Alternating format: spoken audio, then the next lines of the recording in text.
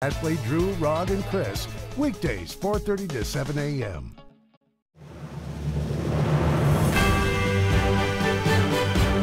The school shooting at Marjory Stoneman Douglas High School in Florida has sparked a wave of activism and political action. Welcome to the revolution. People have called for a wide range of action, from repealing the Second Amendment to arming teachers. I want Donald Trump to do something about it instead of sitting in the White House and not doing anything about it and just tweeting everything. Tonight, a discussion about school safety with the police officers who have dedicated their careers to keeping students safe. What works, what doesn't, and lessons we can learn from school shootings in our own backyard. From KGW News, this is Straight Talk with Laurel Porter. Hello and welcome to Straight Talk. I'm Laurel Porter.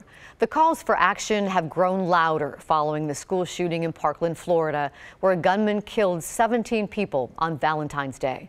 We've heard demand for gun control measures like banning assault rifles and high-capacity magazine, expanded background checks, arming teachers. But one thing we haven't heard a lot about is increasing the number of school resource officers. According to the Portland Tribune, there are about 20,000 nationwide and an estimated 200 in Oregon. Last week, we invited a panel of high school students representing a wide range of opinions to our studio for a town hall on what we can do to make our schools safer. Tonight, we will hear again from some of those students and from our guests on the role of school resource officers. Welcome to my guest, Captain Joel Wendland. He's a captain with the Multnomah County Sheriff's Office and helped lead the Troutdale Police Department's response to the Reynolds High School shooting. He's also an active shooter response trainer. Also welcome to Rick Puente, the Director of Public Safety for the Beaverton School District. He's also the Vice President of the Oregon School Resource Officers Association. And welcome to Officer Jonathan Richardson. He's the resource officer at Portland's Benson High School. This is his first year at Benson after previously working on patrol in downtown Portland for 7 years. Gentlemen, welcome to Straight Talk. It's great to have you here. Thank you for having us. It's great to be here. Let's go around the table, and how would you grade the security of our schools when it comes to the possibility of a school shooting? We'll start with Captain Wendland. I think regionally, locally, I would give it a C+, B-. So we have some work to do. Everybody's got work to do, absolutely. Chief Puente. I'd probably also agree, either a high C, B, probably a B average. I think we're doing a lot of great things, but there's areas of improvement that we can continue to look at. And Officer Richardson, you're out there at the school at Benson. What do you think? Yeah, I'd say a B is pretty good. I think things are definitely improving. I mean, everybody's really motivated right now to make things better. So, Chief Puente, you were telling me you got a lot of calls from parents after the Parkland shooting. What is the message you're hearing from parents? I think the consistent message that we have received from parents is the doubt is, are we doing enough? Which tells me a couple of things. It tells me that many of our parents, and not just in Oregon, but around the country, maybe not as informed as to what protocols school districts really have in place. And it's really encouraged our district to look at our communication with our parents to encourage more involvement. There's an old proverb that says people perish for lack of knowledge. And I think that's one of the things that we've encountered is just a lack of knowledge or understanding of what the protocols are in place from a school district, from a law enforcement perspective. And so I think that's been the biggest message we've been getting from parents overall. And so we've just been working on opening our communication to have understanding in our response in regards to a crisis situation. For example, do parents know some of the safety procedures, the things that they need to do? Yes, we in our district have continuously reached out to our what we call PTOs, so it would be our parent groups, our parent clubs, to inform them of what our standard response protocols, or as we know as SRPs, what our expectations are for reunifications when you have such like as in Reynolds and the reunification that took place there.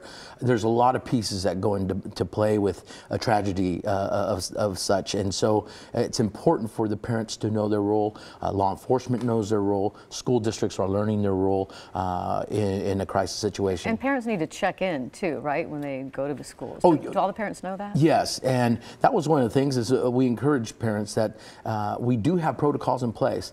And so now we just encourage parents, follow those protocols. You are a huge part of our school safety, and we know that their kids are in school, so sometimes you feel like you're part owner of that school per se, but it's still, we encourage our parents that to come, be a part of our school, but follow the policies and procedures we have in place for our safety. Officer Richardson, what are you hearing from students? Do they feel safe? I think everybody's scared right now. Things are a lot different, I think, when I started at the beginning of the year, just because of how often this is on the news and kids are looking at this. Things like a threat on a school wall used to be something that I think people would overlook, and now it's something that everybody's taking really serious. Yeah, I think everybody's scared, and rightfully so. Well, we had some students that came here, as I mentioned, to our town hall last week, and I asked them, do you feel safe? So let's listen to what a couple of them had to say. I mean, it's a constant kind of fear that anyone could just walk in, especially at my high school in downtown Portland. All our doors are unlocked. Anyone can walk in the front door, and it's just a constant fear that anyone who has any anger towards us or anything at all that wants to come harm us can, and they have that ability. Well, I'm very thankful because our school has 2 school resource officers that are there full time, and they've taken a lot of work to make sure that they've made a personal relationship with us. Even though there's 2,000 students, it feels like you can just go up to them and talk to them, and just knowing that they're there at the school ready for whatever is going to come in, it makes me feel a lot safer. And that student was from Oregon City. The student before that was from Lincoln. Do you have a response to what they're thinking, Captain Wendland? Yeah, I understand the fear. That fear, especially in the schools. However, these kinds of attacks happen everywhere. And so one of the things when I talk to community groups, I was just teaching at the Beaverton Citizens Academy last night. And one of the things I told them there was, everywhere you go, you should be aware of your surroundings. You should be aware of where the exits are. You should have a plan to protect yourself. And everybody needs to start taking responsibility for their own protection. Scary, I get it. But we're living in a world where these things happen more and more frequently. And the sooner that people turn the tables on these people who are out there creating these acts of hate and terror, the faster they'll be over. How do we do that? Well, I think for one, we got to get over this culture of it's never okay to touch somebody. It's never okay to hit somebody. There is a time and place when you need to hit somebody. I can tell you, I've been in law enforcement for 21 years. I don't like going out and having to hurt people, but at times, when they're trying to hurt you or somebody else, you have to defend yourself or somebody else. How does that go over with the students and parents when they hear that message? It's a mix. You know, I have some teachers who are like, "Oh my gosh, we can't do that." I just think we need to be teaching it in the right way. We need to teach when it's the right time and the right place. I think we've gone too far the other direction, where we have created a world of sheep instead of sheepdogs, and we should be aiming for sheepdogs. Law enforcement kind of considers themselves to be of the sheepdogs, where they have a little bit of wolf in them so they can deal with the wolf, but yet they're gentle enough to mingle with the sheep. I know I raised my children to be sheepdog. I know my wife's a sheepdog. Do you both agree with that? Well, yeah, there's definitely truth to that. I think the accountability is a huge piece with the culture of today in society. I've worked with youth for the last 15 years as a school resource officer, and then now in my current position.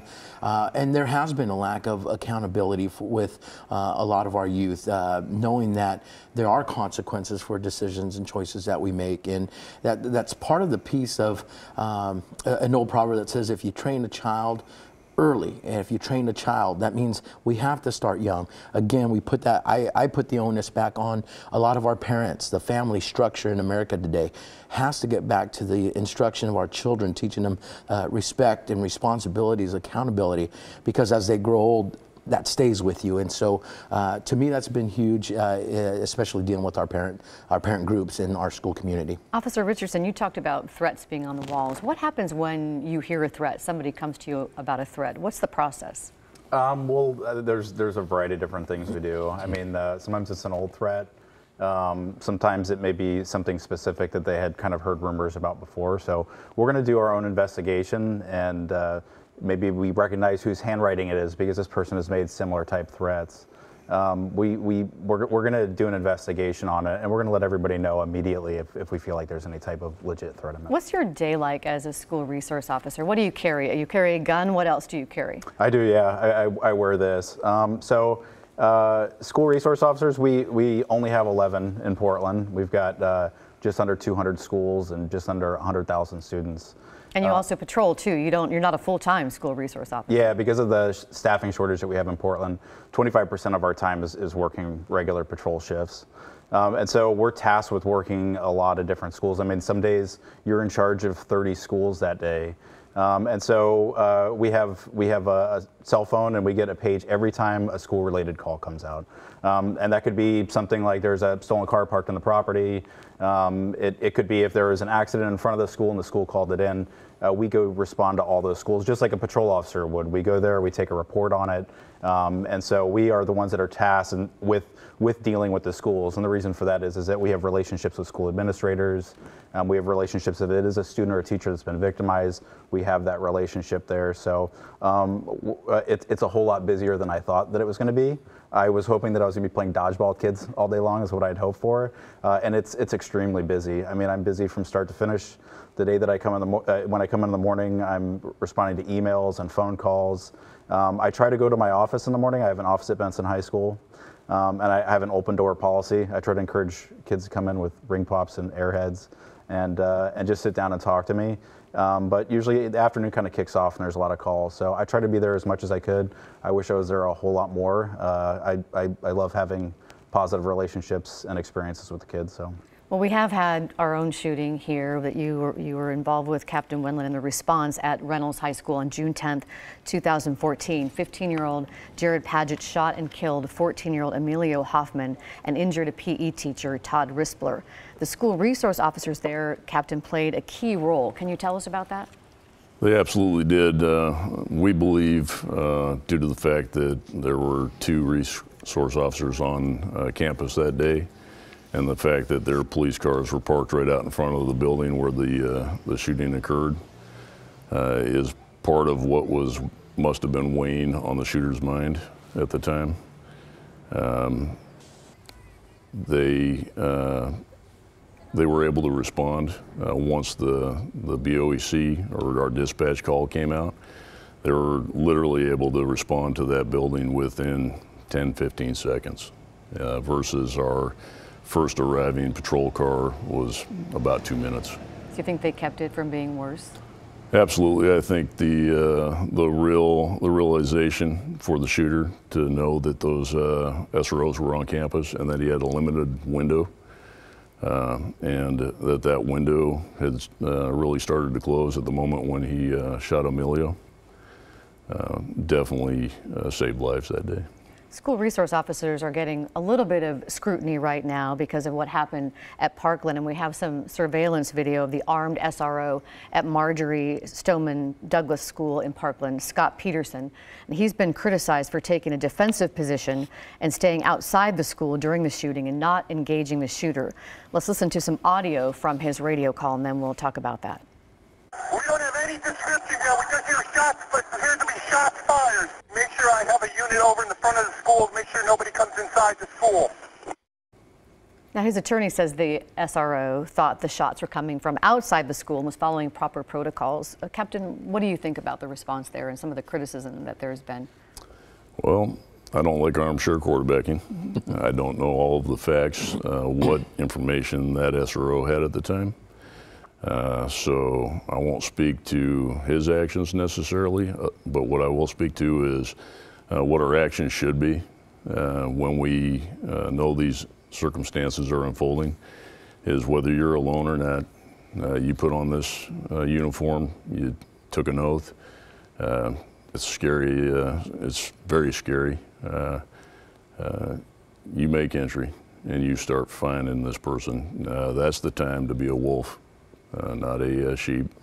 Which happened in Maryland with another school resource officer actually went in and engaged the shooter earlier this month, was credited with saving lives. What do you think? Do you think there should be more school resource officers, Chief Puente? You know what, I think that's one of the things, currently as the Vice President for the Oregon School Resource Officers Association, it's one of the things that we constantly hear is, how do we get more? How do we get more? And I believe that the presence of school resource officers is a huge benefit, not just for the safety, but for relationships in communities, relationship with our youth in our communities, with our families. So I believe there is a need. Of course, there's always the financial challenges that communities face, school districts face, law enforcement agencies face. And so those are the challenges that we are faced with every day. But I know that throughout the state of Oregon, we continue to strive to look for resources to provide a school resource officer for And not everybody students. agrees with that. The head of the Portland Association of Teachers, Suzanne Cohen, told the Portland Tribune she isn't sure Portland Public Schools should continue employing school resource officers, or the SROs. She said schools shouldn't look like prisons. They should be welcoming places, especially to communities of color that have had bad experiences with law enforcement. And she goes on to say SROs participate in a school-to-prison pipeline that sends a disproportionate number of students of color into the criminal justice system. As a school resource officer yourself, Officer Richardson, how do you respond to that? I couldn't disagree more with that. We use primarily restorative justice in schools.